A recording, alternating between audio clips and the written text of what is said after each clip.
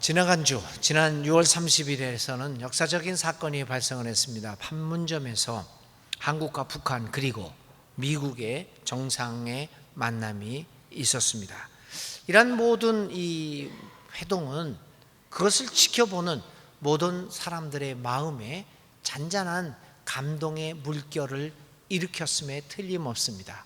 물론 소수의 사람들이 그런 감동을 받지 못한 불행한 일도 있기는 있었지만 대다수의 사람들의 마음속에서는 이러한 감동이 물결쳐 왔을 것입니다. 어떻게 이런 일이 발생할 수 있을까?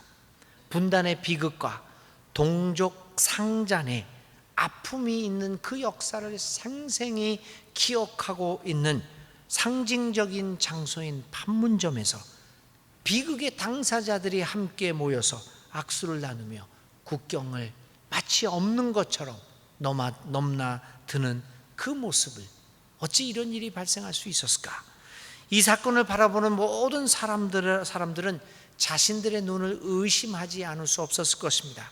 생각하면 상상조차 할 수 없었던 일을 목격한, 그 역사적 사건을 목격한 우리들은 먼 후에 그 사건을 목격한 역사의 증인들로 남을 것이라는 사실을 확신합니다. 이러한 역사적 장면을 목격한 우리들의 가슴 속에서는 남북 평화에 대한, 아니 한반도를 넘어서는 세계 평화를 향한 그 꿈들이 되살아났을 것입니다. 물론 이 사건이 우리 한반도에 즉각적으로 평화를 가져오지는 않겠지만, 그러나 진정한 평화를 향한 과정에 있어 내딛는 역사적 발걸음으로서 매우 중요한 의미와 기능을 할 것은 틀림없어 보입니다.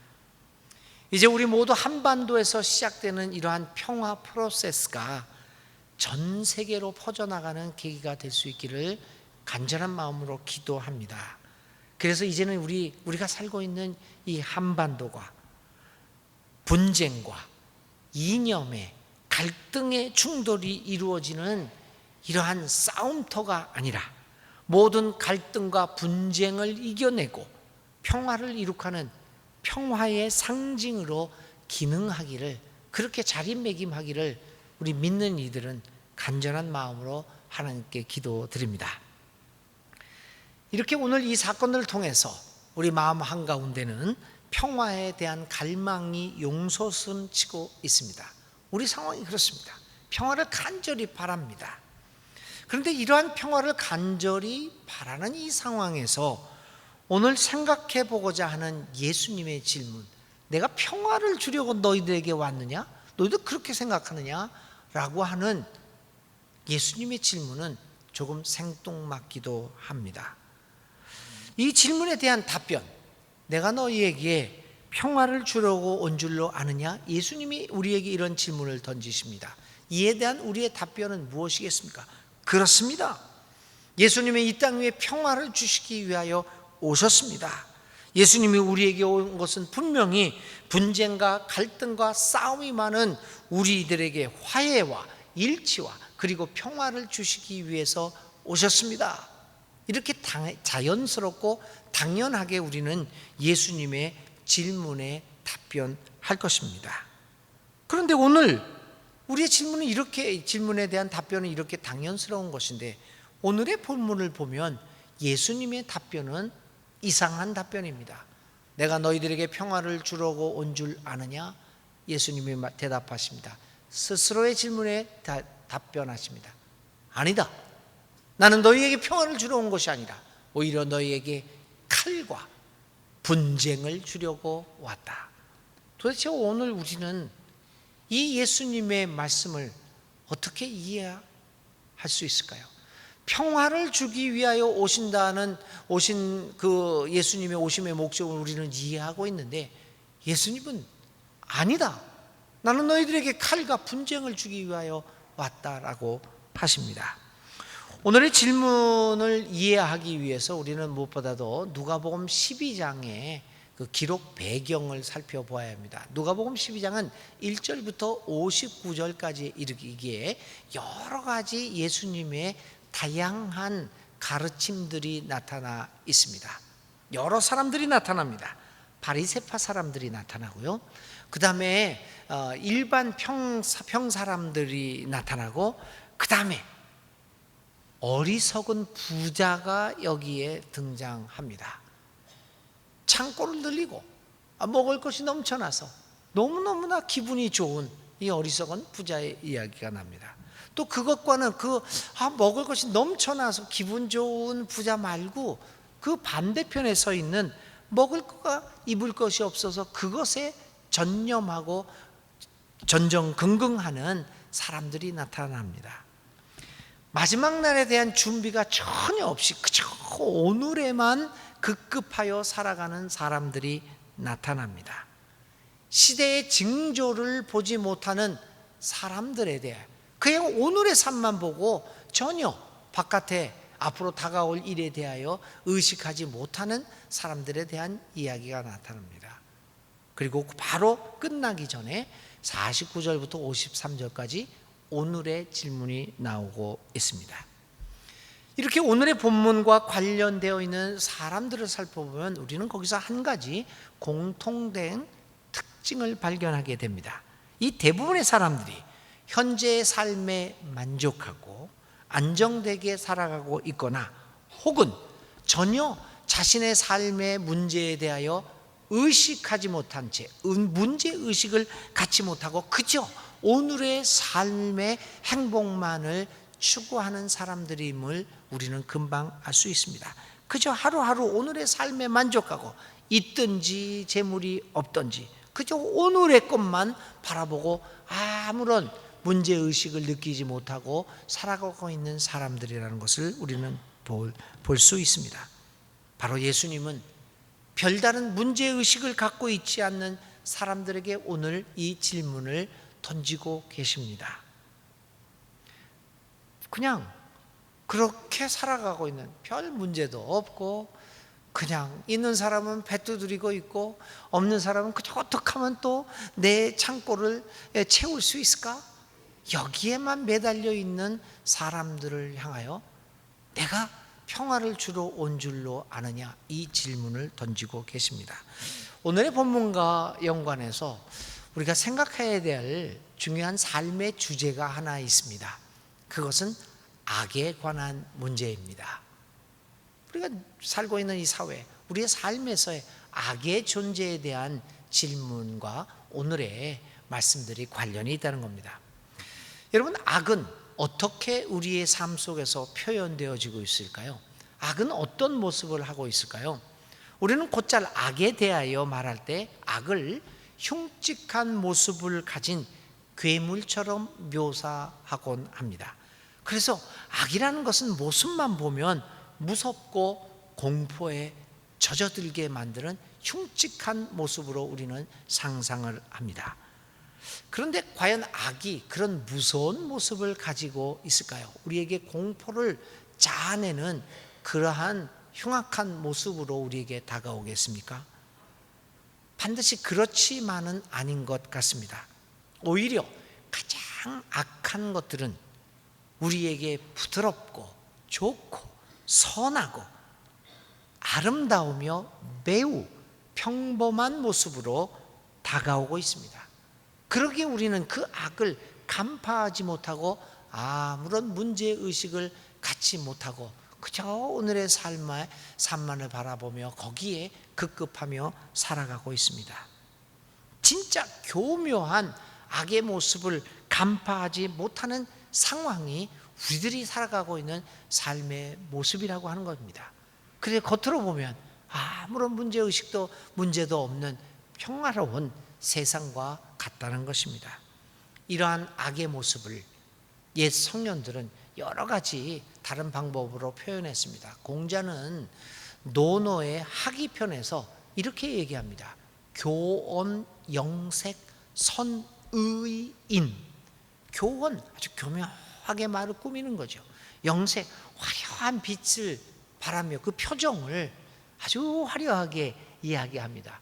교언, 영색하는 사람 중에서는 선의인, 인자한 사람, 동자의 인이지 않습니까? 그 인을 찾아보기 힘들다. 공자가 간파한 것은 교원 영색하는 것 중에 교원 영색이 악의 모습이 있을 가능성이 많다라고 하는 이야기입니다. 독일의 철학자 한나 아렌트라고 하는 여자가 있습니다. 이분은 1963년에 예루살렘의 아이히만이라고 하는 책을 썼습니다. 아이히만은 히틀러 시절에 유대인 대학살 홀로코스트라고 하는, 특별히 아우슈비츠 30만 명 이상이 죽었다고 하는 아우슈비츠 수용소를 비롯한 이 유대인 대학살의 주도적인 역할을 한 사람입니다. 그 아이히만에 대해서 이야기하고, 또 이 아렌트는 우리 인류 역사에서 나타났던 여러 가지 역사 속에서 보여줬던 악행들이 어떻게 이루어졌는가를 연구하는 가운데 그녀가 발견한 것이 있습니다. 이러한 유대인 대학살 홀로코스트와 같은 거대한 인류의 역사 속에서 벌어진 악행은 흔히 우리가 생각하는 광신자나 반사회적 인격 장애자들이 그것을 벌인 것이 아니라 오히려 국가에 순응하며 자신들의 행동을 아주 평범하다고 생각하고 여기게 되는 보통 사람들에 의해서 행해졌다고 이 아렌트는 주장했습니다. 그래서 그녀는 우리에게 아주 중요한 개념 하나를 소개했죠. 악의 평범성이라고 하는 개념을 우리에게 가르쳐 주었습니다. 악의 평범한 모습들, 우리 역사에서도, 최근의 역사에서도 너무나 잘 알고 있지 않습니까? 요즘 소위 전도사라고 하면서 간증하면서 하나님의 말씀, 하나님의 믿음을 믿는다고 하면서 자신의 모습들을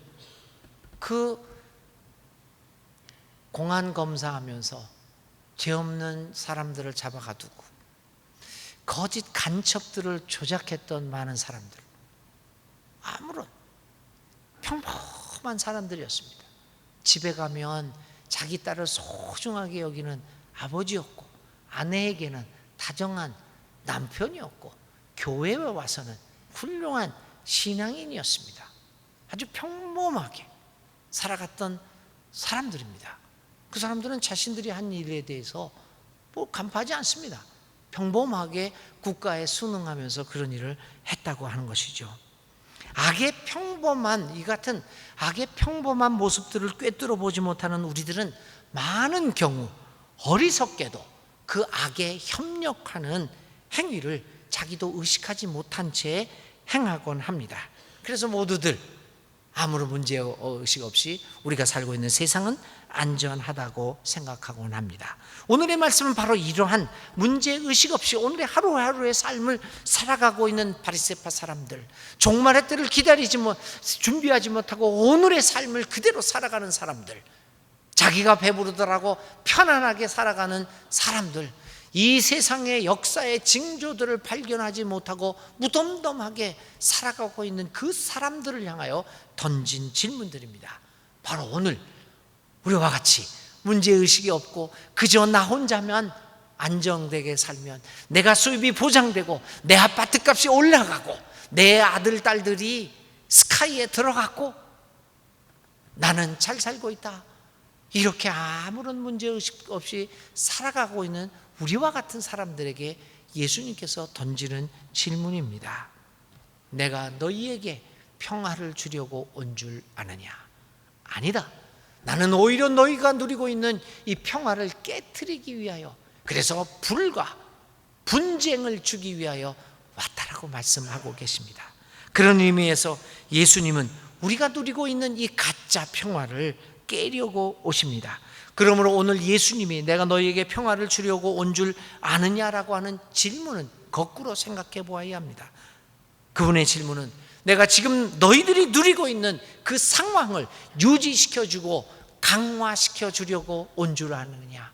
아니다. 나는 너희들이 아무런 문제의식도 못한 채 악의 평범성을 받아들이며 그렇게 악에 협조하고 있는 너희들의 그 안전된 생활을 깨트리고 불과 분열을 일으키기 위해서 왔다라고 하는 것입니다. 이 질문을 통하여 예수님은 오늘 우리가 누리고 있는 안정된 현재의 상황을 평화로 바라보지 않고 거짓 평화로 바라보고 계시다는 사실을 우리는 깨닫습니다. 오늘의 말씀을 통하여 우리는 생각해 보아야 합니다. 예수님이 깨트리시고자 하는 평화는 어떤 평화이며 우리 가운데서 일으키는 분쟁은 어떤 분쟁인가를 우리는 생각해 보아야 합니다. 주님은 우리가 누리고 있는 거짓 평화를 깨트리시기를 원합니다. 예레미야는 당시 유대 나라가 하나님을 떠나서 심각한 죄악의 상황에 빠져 있었음을 보게 됩니다. 죄악의 상황에 있는데 그럼에도 불구하고 문제는 당시 유대 왕들과 고위 관리들은 전혀 그것을 보지 못하고 느끼지 못하고 있었다는 것입니다. 더욱이 왕궁에 소속되어 있던 예언자들도 마찬가지였습니다. 그들은 안전하다, 안전하다, 우리는 잘하고 있다, 이런 말로 많은 사람들을 현혹시켰습니다. 그런데 사실 그 유대 나라는 겉으로는 평안한 것 같이 보였지만 그 속에서는 각종 악과 불의가 성행하여 이제 얼마 후에 있으면 바벨론에 의해서 멸망당할 위기에 처해 있었습니다. 그런데 어느 누구도 문제의식을 갖지 못한 채 그 위기 상황을 깨닫지 못하고 있었던 것입니다. 그리고 마치 잘 나가고 있는 나라처럼 생각하며 태평성대를 누리고 있다고 생각하고 있었던 시절입니다. 이런 상황에서 예레미야는 아니다, 너희들은 망한다, 지금은 안전한 세상이 아니다 라는 것을 외쳤던 것입니다. 하나님을 떠나서 죄악 속에 있는 유대를 보면서 예레미야는 강력하게 자신의 예언을 외쳤습니다. 결국 이런 상황에서 외쳤던 예언자 예레미야는 안전하다, 안전하다, 괜찮다, 괜찮다 라고 외쳤던 궁중 예언자들의 모함에 빠져 결국엔 이집트로 망명을 하게 되었고 그 망명지에서 쓸쓸하게 목숨을 거두는 아주 비참한 생애를 살았던 사람입니다. 예수님은 하나님의 정의와 사랑이 무시된 채 우리가 이룩하고 있는 거짓 평화를 무너뜨리려고 오시고 계십니다. 오늘 우리는 어떤 상황에 있습니까? 오늘은 우리가 이룩한 여러 가지 안정된 생활을 통하여 거기에 도취돼서 우리가 최고인 양 여기면서 평안을 누리고 있다라고 착각하고 있는 것은 아닙니까? 우리는 이미 예수를 잘 믿고 있다. 나는 수십 년 예수를 믿고 있다. 이제 나는 천당의 티켓은 이미 보장받아 있으니 나는 안전하다, 나는 주님 안에서 평안을 누리고 있다 라고 생각하면서 우리의 신앙생활을 하고 있는 것은 아닙니까? 겉으로는 평화롭고 안정된 삶을 살아가고 있지만 그 속에서는 무엇이 있는지 문제의식을 갖지 못한 채 그저 우리는 하루하루의 생활의 물결에 따라서 살아가고 있는 것은 아닙니까? 주님은 오늘도 우리가 누리고 있는 이 거짓 평화를 깨트리기 위해 이 땅에 오십니다. 하나님을 떠나서 누리는 하나님의 정의와 하나님의 생명과 평화를 떠나서 누리는 안정은 아무리 우리 눈에 좋게 보여도 거짓 평화입니다. 그래서 주님은 우리로 하여금 거짓 평화를 벗어버리고 하나님 안에서 누리게 되는 참된 평화를 찾으라고 말씀하고 계십니다. 거짓 평화를 깨트리고 거짓 평화를 간파하고 참된 평화를 찾기 위해서 우리 주님은 우리에게 무엇을 주십니까? 칼과 분열을 주십니다. 거짓 평화를, 그것은 우리 가운데 그 칼을 통하여 분열을 일으키는 것입니다. 우리 가운데 칼을 주셔서 칼로 우리를 찌르시기도 하고 우리를 상하게 하시기도 합니다. 이제부터 한 집안에서 5 식구가 서로 갈라져서 셋이 둘에게 맞서고 둘이 셋에게 맞설 것이다. 아버지가 아들에게, 아들이 아버지에게 맞설 것이고, 어머니가 딸에게, 딸이 어머니에게 맞서고, 시어머니가 며느리에게, 며느리가 시어머니에게 맞서서 서로 갈라질 것이다. 예수님의 말씀입니다.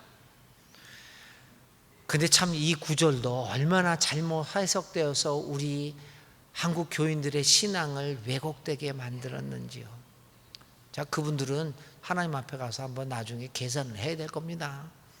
어떤 분들은 이 구절을 설교하면서 예수 믿다 보면 가족들과 싸우게 되는 것은 지극히 성서적이다. 그래서 심지어는 어떤 부분은 예수 믿는데 방해가 된다고 하면 이혼까지 하면서 시어머니를 버리는 한이 있더라도, 며느리를 버리는 한이 있더라도 교회를 다녀야 한다는 극한 주장. 그 주장이 누가 하는 거죠 지금? 신천지가 하는 건데요, 우리 교회에서도 했어요. 신천지 욕할 거 없습니다. 여러분 다 그런 소리도 듣고 오셨습니다. 이런 말도 안 되는 이 해석들을 했던 거죠. 이 해석을 한 이유는 해석학에 대한 이해가 없는 사람들이 문자적으로만 그것을 보아서 이런 주장들을 하게 되었죠. 그런데 오늘 예수님께서 말씀하신 것은 그런 싸움이 아닙니다. 며느리가 시어머니가, 시어머니가 며느리가, 아버지가 아들, 아들이 아버지에게 예수 믿는다고 싸우는 그런 싸움이 아닙니다. 그런 분열이 아닙니다. 예수님 말씀하시는 분열은 하나님의 나라가 우리 삶 가운데 임하게 될 때 우리 삶 가운데 자연스럽게 발생하고 있는 갈등을 이야기하고 있습니다. 사실 여러분, 신앙은 갈등으로 성장합니다. 갈등 없는 신앙은 우리를 편하게 해줄 수 있겠지만 우리를 변화시켜주지 못합니다. 우리는 늘 갈등 없는 신앙에 익숙해 있습니다. 그래서 신앙을 가지면서 마음이 편했던 거죠. 왜냐하면 나의 행위를 하나님의 이름으로, 교회의 이름으로 정당화하고 합리화시켜 주었기 때문입니다. 그런데 갈등이 없기에 오래 신앙생활을 하더라도 나는 변화되지 않습니다. 만일 신앙이 우리를 맹목적으로 만들어가고 우리에게서 갈등과 비판의 능력을 빼앗아가고 있다고 한다면 그것은 틀림없이 기독교적 신앙도 아니고 건강하고 건전한 신앙도 아닐 것입니다. 신앙은 안전하다, 이거 좋다라고 생각하고 있던 우리들의 삶을 불안하게 만들고 분열되게 만드는 겁니다. 이것이 아니지 않는가라고 하는 끊임없는 갈등을 일으키게 만듭니다. 목사인 저는 하나님이 부르시는 그 날까지, 아니면 목회 그만두는 그 날까지 이렇게 목회하는 것은 아니지 않는가라고 하는 갈등을 끊임없이 가져야 합니다. 만일 신앙이 나로 하여금 내가 지금 하고 있는 목회 정확한 거지, 이제 뭐 더 이상 뭘 할 것이 있겠는가 라고 나를 안죽게 하고 갈등을 얻게 만든다면 제가 목회하는 데는 편안할지는 모르겠습니다만 목사로서 변화 있는 삶을 살지는 못할 것입니다. 장로님, 권사님, 집사님, 우리 교우들이 이만한 신앙은 됐어 라고 하는 그 신앙이 아니야, 이것은 아니지 않는가 라고 하는 끊임없는 그 갈등을 하나님이 우리 부르시는 그 마지막 날까지 갖게 될 때 그 신앙은 우리 모두를 변화시키는 신앙일 것입니다. 갈등하는 신앙은 모든 믿는 사람들이 가져야 할 태도입니다. 사실 예수님을 제대로 알게 되면 우리는 갈등과 고민에 빠지지 않을 수 없습니다. 왜냐하면 예수님으로 인하여, 예수님이 주시는 칼과 불로 인하여 우리가 누리고 있던 평화가 거짓이었음을 알게 되기 때문입니다. 우리가 아무런 생각 없이 하던 행동들과 말이 하나님의 나라의 것과는 상당한 거리가 있음을 우리는 깨닫게 되기 때문입니다. 예수님은 우리에게 갈등을 주십니다. 우리에게 칼을 주십니다. 불을 주십니다. 우리의 마음에 분열을 일으키십니다. 내가 가장 소중하게 생각하고 있던 나의 삶의 부분에서부터 갈등을 주십니다. 이 갈등은 세상을 향한 갈등이 아닙니다. 좀 더 돈을 잘 벌어서, 혹은 더 건강해지기 위하여, 혹은 경쟁에서 이겨서 1등을 성공하기 위해 갖는 갈등이 아닙니다. 이 갈등은 하나님 나라를 향한 살 갈등입니다. 예수님의 설교와 가르침은 우리에게 진정으로 분열과 갈등을 일으키는 설교입니다. 엘살바도르의 순교자 오스카 로메로 대주교가 있습니다. 1980년도에 세상을 떠나신 분입니다. 순교당하신 분이죠. 그분이 평생 이루었던 강론집이 있습니다. 이렇게 두꺼운 것이 10권 이상으로 나와 있는데요. 이분의 강론집을 이렇게 읽어보면 정말 가슴에 점여드는 그 강론들입니다. 저는 어느 출판사하고 얘기해서 그 10개에 되는 그 방대한 이 강론집에서 중요한 테마들을 뽑아서 365개를 뽑아서 지금 번역 편집을 하고 있습니다. 그래서 오스카 로메로 대주교와 함께하는 365일 묵상이라는 책을 지금 만들고 있어요. 아마 금년 말경에 나오지 않을까 이렇게 생각을 하는데요.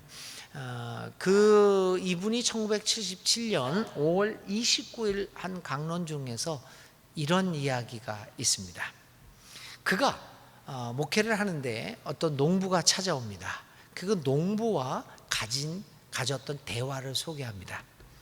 어느 날 한 농부가 나에게 이런 이야기를 들려주었습니다. 주교님, 소금물에 건강한 손을 담그면 아무런 일도 발생하지 않습니다. 그런데 만일 그 손에 조그만 상처 하나라도 있다고 한다면 얼마나 아픈지요. 그렇습니다. 교회는 세상의 소금입니다. 그렇다면 당연히 세상을 아프게 해야 합니다. 오늘 교회는 사실상 이 세상에 갈등을 일으키는 예언자적인 소리를 들려주어야 합니다. 정광훈류의 갈등이 아닙니다. 불의한 가운데 거짓 평화를 누리고 있는 이 세계가 소금인 교회로 인하여, 소금인 믿는 이들로 인하여 아파해야 합니다. 소금의 기능 중에 하나가 소독의 기능 아닙니까? 정화의 기능 아닙니까? 그러나 소금은 정화와 소독의 기능을 하기 위하여 우리를 아프게 합니다. 오늘 예수님의 질문이 우리에게 아프게 들리는 이유가 여기에 있습니다. 오늘 우리는 예수님의 설교에서 단순하게 위로만을 찾아서는 안 됩니다. 오늘 우리는 이러한 위기 속에서 예수님의 설교와 가르침을 통하여 우리의 삶의 갈등을 경험해야 합니다. 그리고 하나님 나라의 합당한 삶을 향한 자극을 받아야 합니다. 그것이 칼을 주겠다, 불을 주겠다라고 하는 예수님의 말씀의 의미입니다. 주님이 주시는 칼과 주님이 주시는 불은 우리에게 갈등을 일으키고 우리로 하여금 하나님 나라의 합당한 삶을 살아가도록 우리의 삶을 변화시킬 수 있도록 우리에게 건강한 영적인 자극을 줍니다.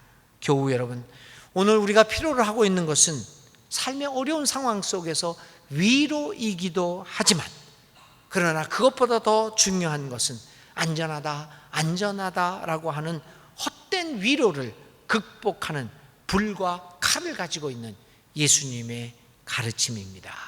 사랑하는 교우 여러분, 오늘의 세계가 올바른 길로 가기 위하여 우리는 아파해야 합니다. 주님이 주시는 불과 칼을 통해 우리 삶에 갈등하면서 어떻게 하면 하나님 나라에 적합한 삶을 살아갈 수 있는가를 깊이 고민하며 갈등하며 살아가야 합니다. 바울은 이렇게 얘기합니다.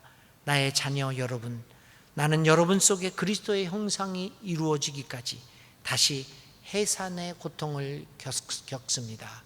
갈라디아서 4장 19절의 말씀입니다. 오늘 우리들도 우리의 삶에서 그리스도의 형상이 이루기까지 해산하는 수고와 고통을 감내할 수 있어야 합니다. 이 세상을 향한 거짓 평화에 물들여 있는 이 세상을 향하여 그 세상이 하나님의 세상이 되게 만들기 위하여 우리는 또다시 해산의 수고와 고통을 감내하는 믿음의 사람들로 살아가야 할 것입니다. 오늘 이 아침에 주님은 우리에게 묻습니다. 내가 너희에게 평화를 주러 온 줄로 아니냐? 아니다. 나는 너희에게 불과 칼을 주고 분열을 일으켜 너희들을 자극하여 하나님 나라에 합당한 사람이 되게 하기 위하여 왔다. 이 말씀에 아멘으로 응답하고 주님이 주시는 불과 칼을 받아 여러분들의 삶에 자극이 있기를 주님의 이름으로 축원드립니다.